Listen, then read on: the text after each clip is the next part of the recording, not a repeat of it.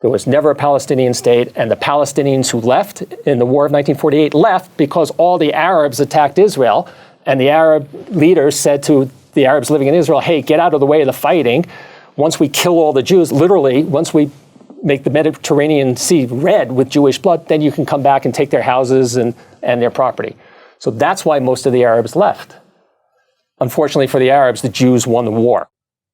Going to reach a little outside of our usual area of Colorado, even outside the nation, and go all the way to Israel, trying to understand better our relationship with Israel, and particularly the violence and weirdness that's going on now, which seems to be perennial. Rich Sokol is a friend of mine for a long time. You're also on the national board of, I'm trying to remember the name. National Council of AIPAC. AIPAC, which is? American Israel Public Affairs Committee. All right. Now, this is a brand new organization, just started up a month ago. How long has it been around? 1950s, and I know it has PAC in the name, but PACs, as we know it, didn't exist in 1950s, so quite a while. All right. Really stupid question, but help us understand this. The United States and Israel have a really special long-term relationship that a lot of people around the globe and a lot of people here in the United States can't figure out. Why are we always coming out to help these folks? Why is it that we sell them arms? Why is it that protecting Israel has always been such a big part of America since World War II?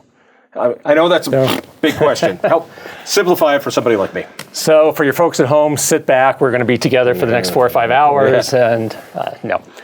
So, John, I'd really say there's 3 reasons why the United States and Israel have such a special and longstanding relationship. Number one is we share values. And that's very, very uncommon for that part of the world.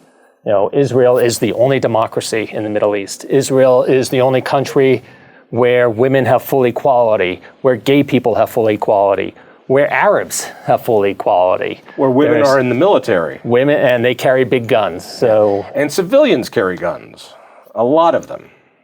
When they're in the military, right. Actually. But throughout the country. It's not true, actually. Oh, really? Yeah. I heard gun ownership was actually rather high in Israel. If you live in an area where that's prone to violence, yes, all right. It is, especially so in the West Bank. We share those values. So we share a lot of values, but more importantly, I would argue, is that we share common enemies in addition to common values. So in the Middle East, unfortunately, Israel's neighbors are not like the U.S.'s neighbors. There's no Canada or Mexico near Israel. Instead, you have, Syria and Hamas and Hezbollah and groups that are committed to Israel's destruction and the spread of Islam through violent means whenever and wherever necessary. So they are our common enemy. What about the Russian impact? Is that also a common enemy? To some extent. It's a relatively recent thing, but Russia came in on the side of Assad in Syria to prop up his government and turn the tide of this civil war there, unfortunately. Let's fast forward. Israel was really a creation of post-war World War II. I mean, that it seemed like that was the official state that came. Correct. But Israel was Israel before that. Now it's a state. A lot of their neighbors don't think they should even exist. Right. Why? All right. So I would just dispute what you just said, that Israel was created in 1948. There's been a Jewish presence in that part of the world since time immemorial, going back to Moses, obviously. And there was a Jewish state there 2 millennia ago, right. King David, King Solomon, for students of the Bible will be well familiar with that. But that's a historical fact. Right. It's not a biblical fact. It's a historical fact. I guess I'm thinking modern, legally recognized countries in the last century. Right. It really really became something. It was never welcomed. It was never welcomed, right. So for a very long time, remember that the land was basically vacant. There's a famous quote from Mark Twain when he visited Jerusalem, and I believe it was the 1870s, 1880s, who described a bleak, desolate, mosquito-ridden, just horrible place, basically void of inhabitants. And so a famous saying in Jewish, among the original Jewish Zionists was, it was a land without a people for a people without a land. And what we saw beginning in the late 1880s, 1890s was Jewish immigration back into Israel though it was always very restricted and very difficult. Remember, it was under the Ottomans for hundreds and hundreds of years. So there were Arabs surrounding that land, even though the land was basically empty. As Jews started coming in, what we saw is Arabs started coming in too, because as Jews built up the land and made the land flourish and started farms, it created employment opportunities. And that caused Arabs also to emigrate into Israel. Pardon me for this, what seems a little similar, but certainly not analogous. I think about the Mormons in America, and where did they end up after being persecuted as they were being pushed west?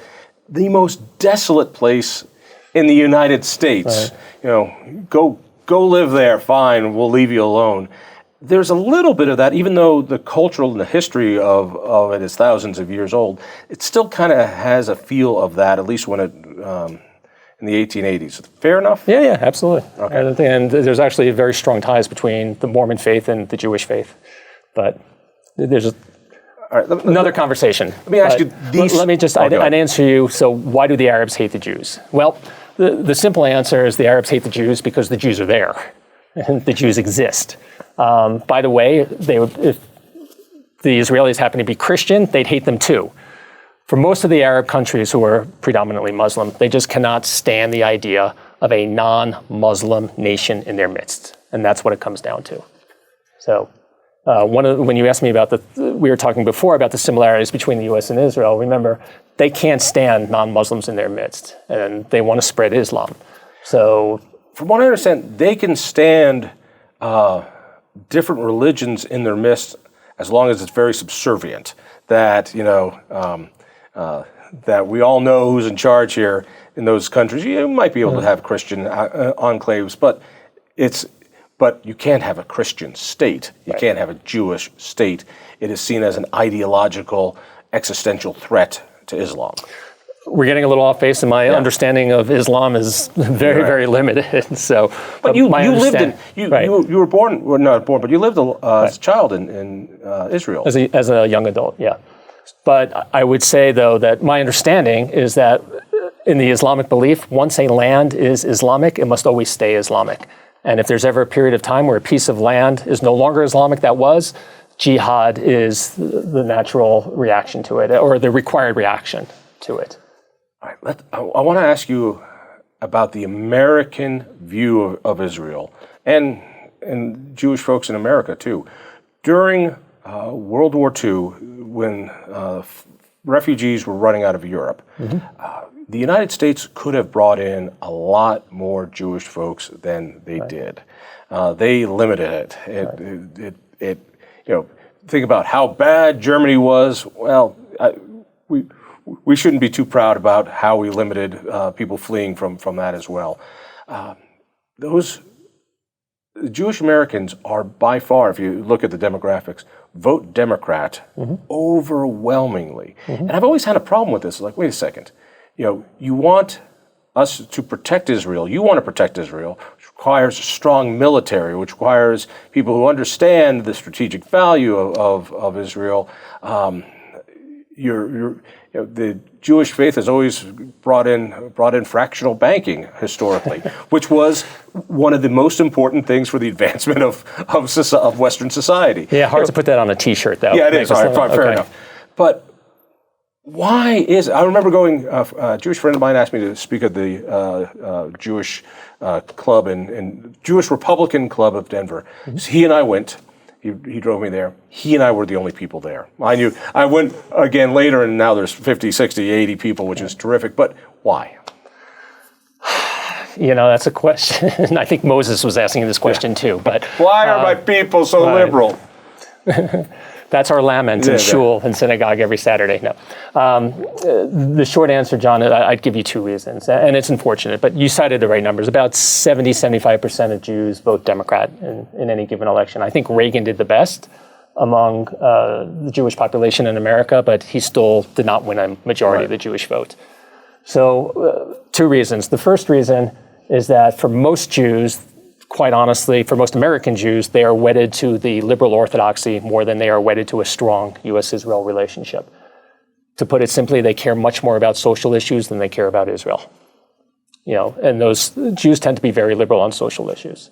and thus they tend to vote Democratic.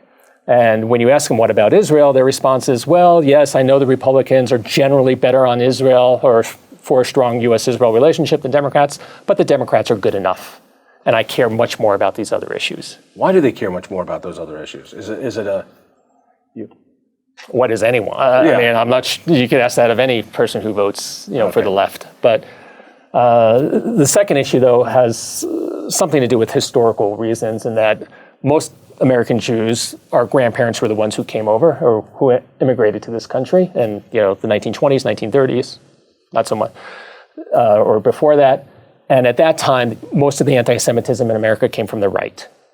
And there was a lot of anti-Semitism, obviously, in our country in the 30s and 40s and 50s. So you think it's just a generational, even though that's changed now. My grandfather hated the Irish, I hate the Irish. Exactly. All right. And if you were my grandparents' generation, voting for a Republican was like eating pork with extra bacon on Yom Kippur. You just don't, you can't do that. That actually makes more sense to me. Then help me with this one. As views are changing, there's always been a fight pro-Palestine. Should Palestine have a state? Right now, with the fighting with Hamas, we're seeing on social media what seems like bordering on anti-Semitic stuff from the usually cancel culture left. And I'm trying to figure this one out.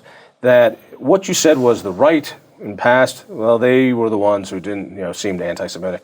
Let me argue, it's the other way now, right? That I'm seeing progressives saying some of the most truly hateful stuff on social media that I've never thought I'd ever see.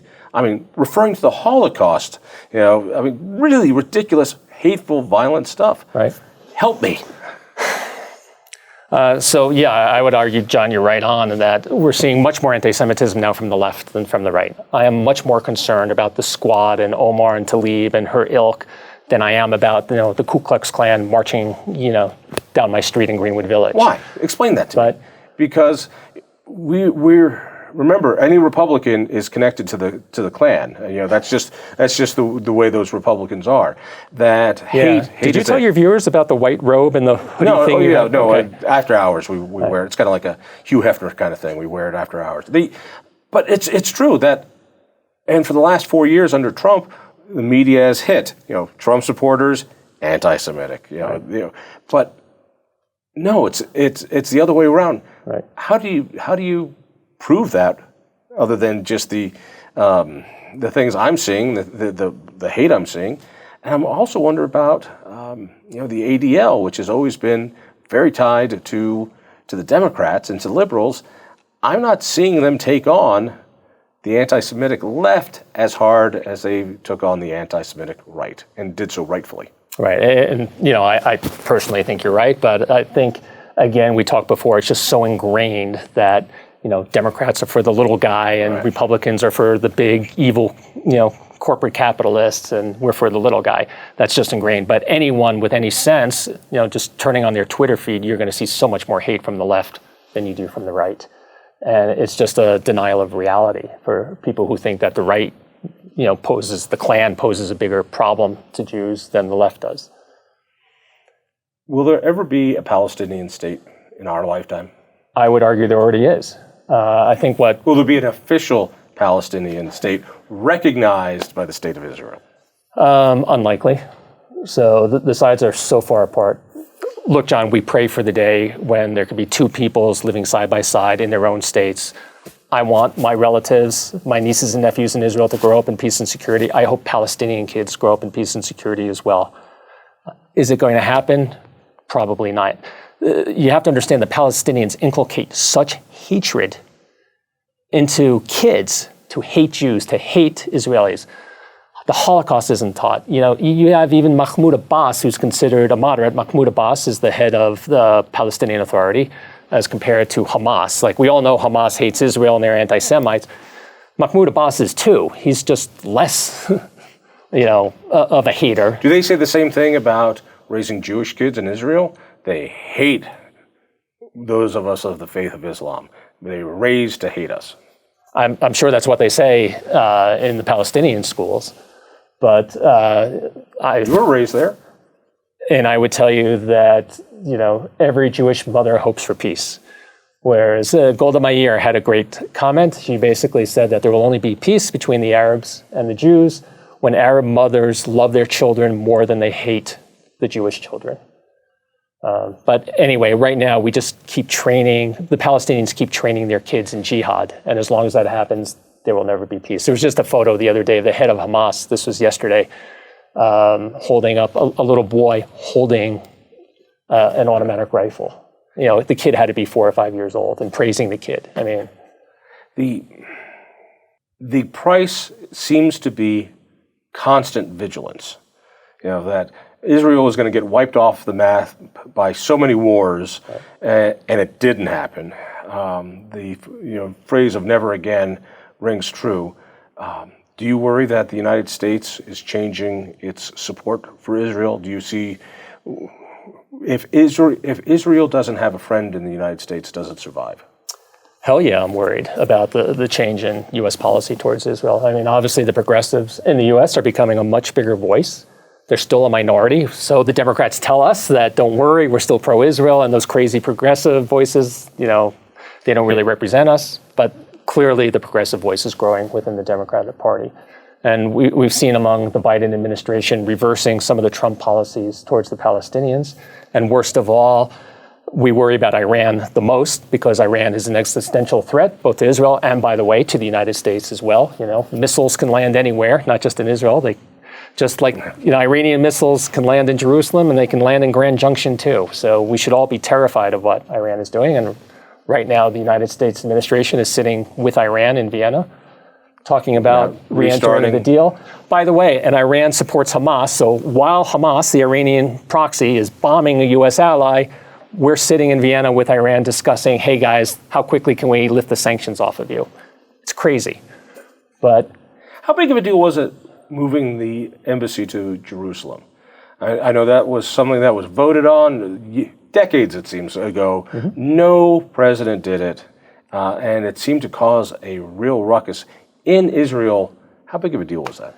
So I'll tell you, what was interesting was that it didn't cause a ruckus.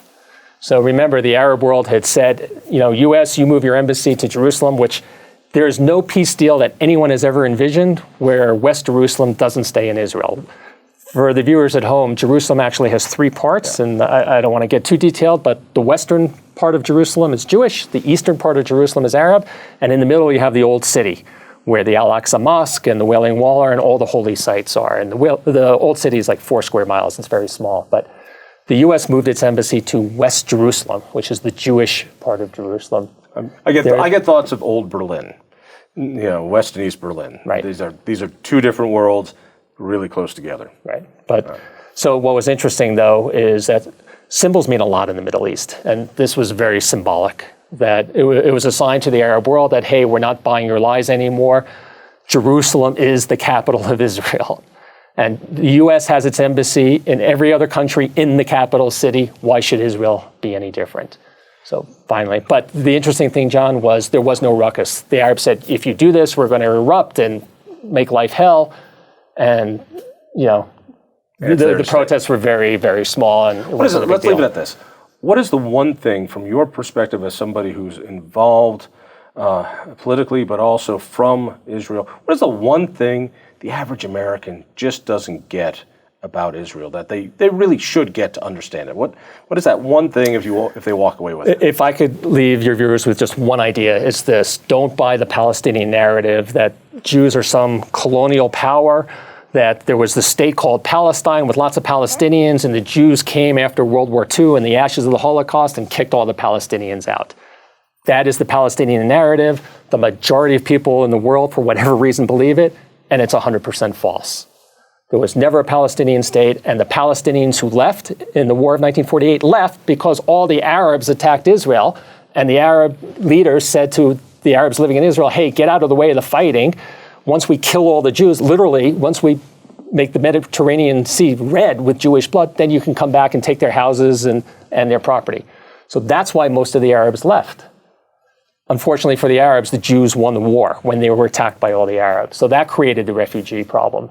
People don't know that, and people don't realize it. They also don't realize is in 1948, when Israel was created and all the Arabs attacked, all the Arab nations kicked out their Jews. So as many Palestinians who left Israel to go to the West Bank and other places in 1948 were basically offset by the same number of Jews who were kicked out of the Arab countries. As always, thanks. This has been enlightening. We'll argue more later. I'm looking forward to it. All right, thanks, Rich. Take care. If you enjoyed that conversation, by all means, click one of these other great programs. We have the best conversations with the most fascinating Coloradans. And subscribe to our channel. Just click down below and hit that little bell button too. You don't want to miss a single show.